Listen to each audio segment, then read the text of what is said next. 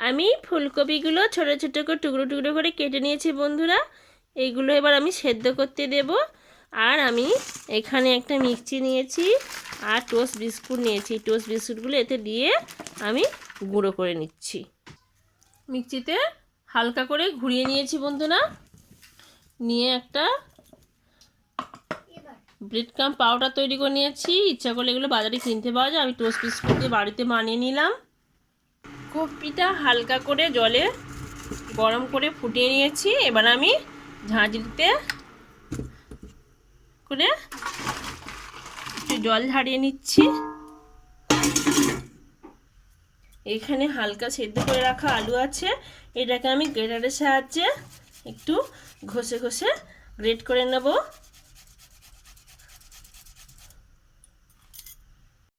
আমি এখানে কড়াই বসিয়ে দিয়েছি, 5 ফোঁটন দিয়ে দিলাম, 2টো শুকনো লঙ্কা দিয়ে দিচ্ছি। আর এখানে আমি ওই ফুলকপিটা কষিয়ে নেওয়ার জন্য কাঁচা লঙ্কা, পেঁয়াজ, আদা, রসুন বাটা আর ধনেপাতা আর টমেটো নিয়েছি। এইগুলো সব আমি তেলের মধ্যে এক এক করে দিয়ে ভালো করে মশলাটা আমি কষিয়ে নিচ্ছি। এত সুন্দর হয় বন্ধুরা, এই রেসিপিটা বাড়িতে অবশ্যই ট্রাই করবেন। এখন সস্তায় ফুলকপি পাওয়া যাচ্ছে।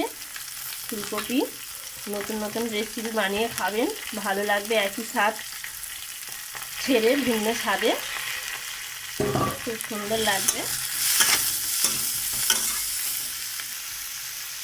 এখানে লবণ দিয়ে দিচ্ছি,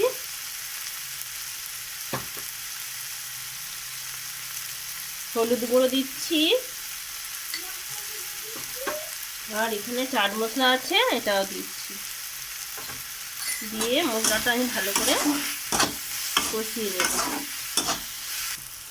মশলাটা কষিয়ে হয়ে গেছে। আমি এখানে ফুলকপিগুলো ছিল, যে সেদ্ধ করা ফুলকপিগুলো ছিল, আমি এগুলো দিয়ে আবারও ভালো করে এই কপির সঙ্গে মশলাটা মিশিয়ে ভালো করে নেড়ে ছেড়ে নেব।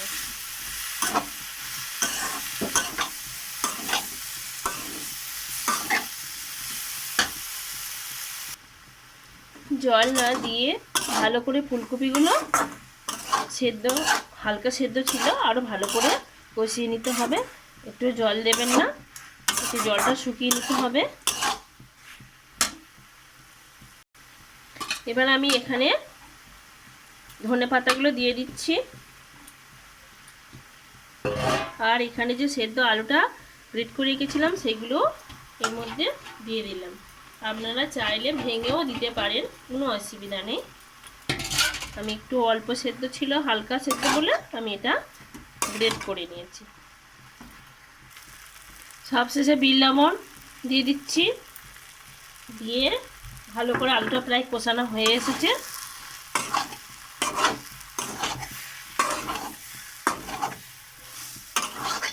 একদম জল শুকিয়ে নিতে হবে।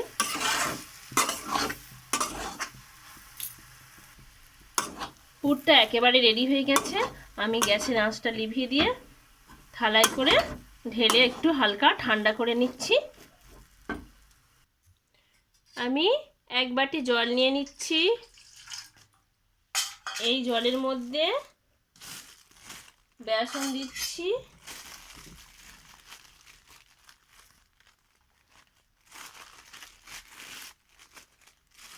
আর একটু কর্নফ্লাওয়ার দিচ্ছি।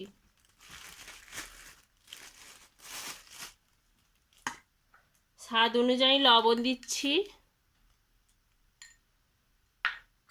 সামান্য একটু হলুদ গুঁড়ো দিচ্ছি, আর একটু খাওয়ার সোডা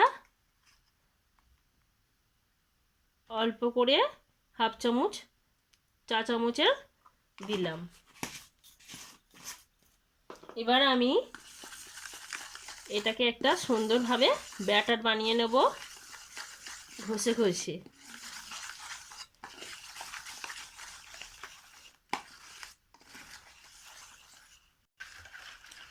ব্যাটারটা আমার বানিয়ে নেওয়া হয়ে গেছে।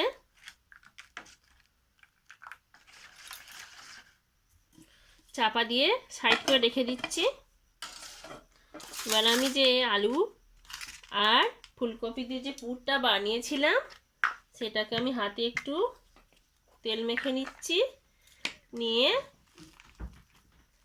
ছোট ছোট নাড়ুর আকারে বানিয়ে নিচ্ছি। এবারে আমি এই যে নাড়ুর মতো করেছি হালকা করে হাত দিয়ে একটু চ্যাপটা করে নিচ্ছি।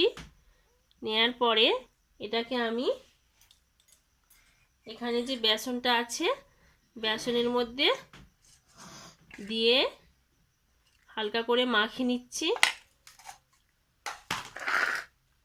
নিয়ে এই বেসন থেকে তুলে নিচ্ছি, নিয়ে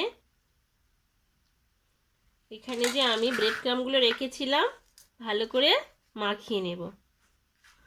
এইগুলো একটু আলতো হাতে করতে হবে, কেননা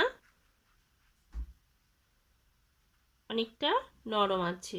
ভালো করে মাখিয়ে আমি থালার মধ্যে রেখে দিচ্ছি। এইভাবে আমি সব কটি বানিয়ে নেব।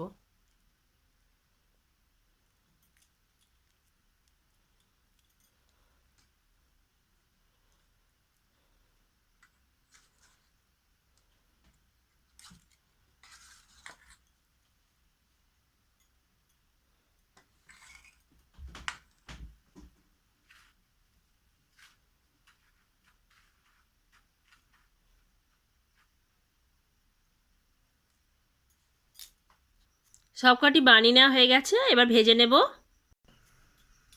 কড়াইতে তেল গরম করতে দিয়েছি, আমি এগুলো হালকা হাতে ছেড়ে দেবো, এখন উল্টোতে যাবেন না।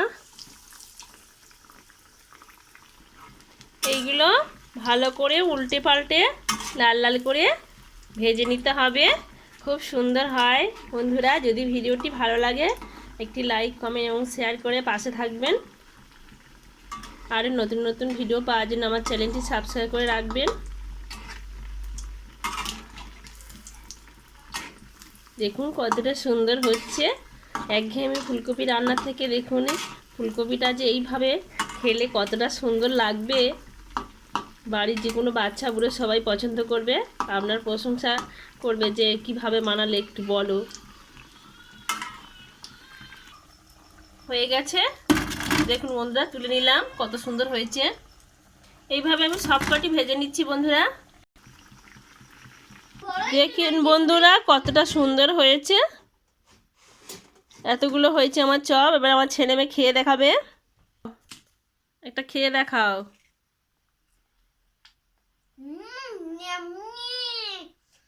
সাবস্ক্রাইব করে দেবে, চ্যানেলটা সাবস্ক্রাইব করে দেবে। আজ এই পর্যন্ত, টাটা। শিউ শিউ।